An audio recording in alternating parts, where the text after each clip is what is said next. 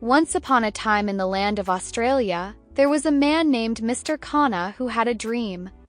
That dream was simple: to have the best lawn in the neighborhood.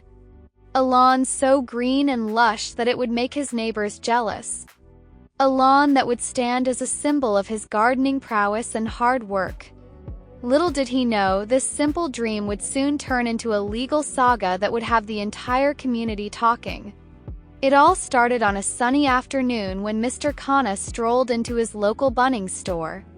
If you're familiar with Australia, you know Bunnings is the holy grail of DIY and garden supplies. Whether you're building a treehouse or planting a vegetable garden, Bunnings is your go-to place. Mr. Khanna, feeling like an experienced gardener, was in search of a product that would help him achieve his lawn goals. That's when he came across something promising: a bottle of Garden Basic Weed Kill Concentrate.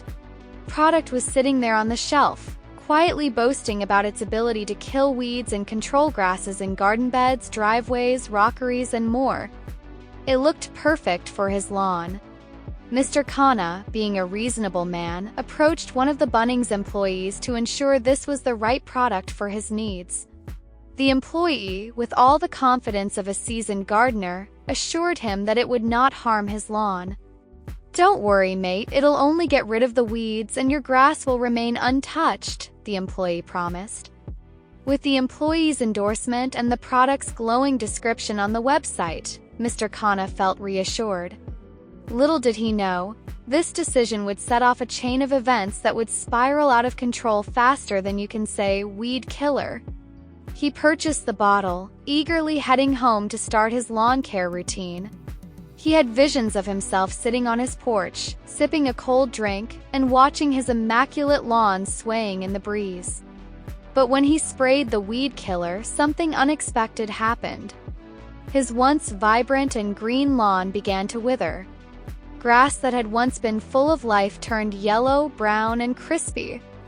It was like watching a nature documentary in fast forward, where the trees die and the grass turns to dust. His heart sank. Mr. Khanna couldn't believe it. He'd trusted the advice from the Bunnings employee, and now his beautiful lawn was ruined. And not only that, he wasn't the only one affected. His landlord would be forced to fix the lawn, which meant money would be spent to restore it to its former glory. But how much money? Well, Mr. Khanna had a number in mind. He calculated that the damage would cost $5,000 to repair, and that wasn't all. The emotional toll this incident took on him was far more significant than the financial cost. He had suffered distress, anxiety, and disappointment at the hands of this rogue weed killer.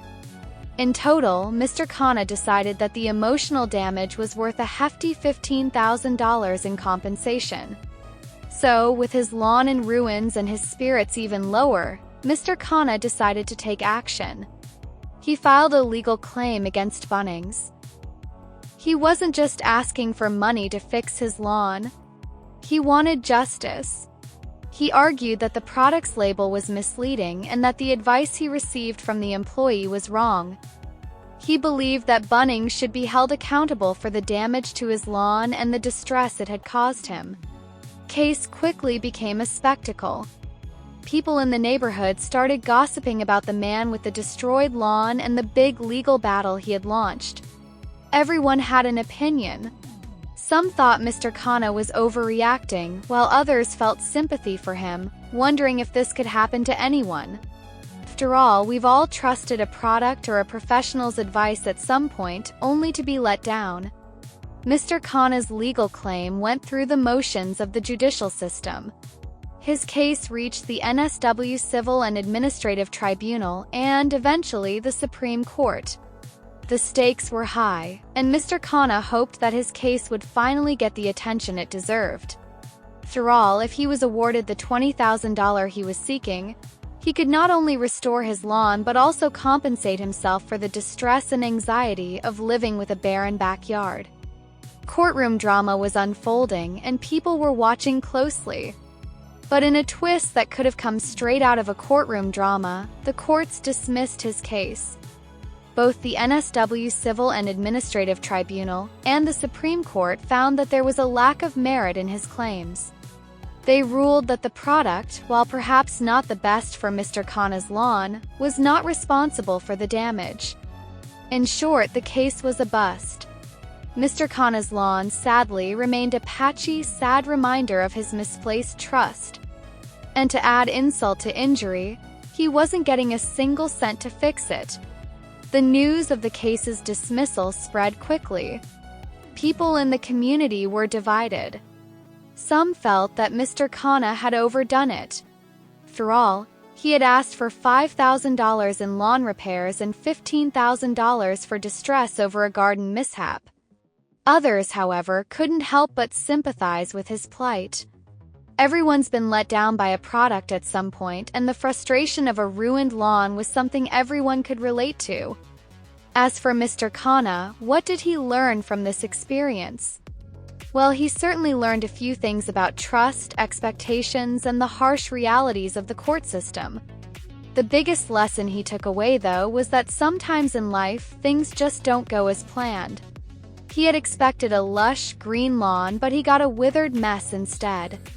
He had expected to get justice, but the court had different plans. And while the financial loss was unfortunate, the emotional toll was even worse. But here's where the sweet advice comes in. Sometimes life will hand you a weed killer that turns your perfect lawn into a wasteland. You might trust the wrong person, or you might follow the wrong advice, and everything could go sideways. The trick is not to dwell on the loss. Instead, look at the bigger picture. After all, life isn't about having the perfect lawn, it's about learning from your mistakes, picking yourself up, and moving forward. Mr. Khanna didn't win the legal battle, but he did win something far more valuable: resilience. And the next time he stepped into Bunnings, he was armed with more experience and a healthy dose of skepticism. The lesson he learned was that sometimes things will go wrong, but how you handle them is what really counts. Life might not always give you a pristine lawn, but it does give you the tools to grow something better, if you're willing to keep trying. So, the next time you're faced with a situation where things go horribly wrong, whether it's a failed project, a bad investment, or simply a mistake you made, remember Mr. Khanna. Remember that you can't always control the outcome, but you can always control your response. And sometimes the best thing you can do is laugh at the absurdity of it all, dust yourself off, and try again.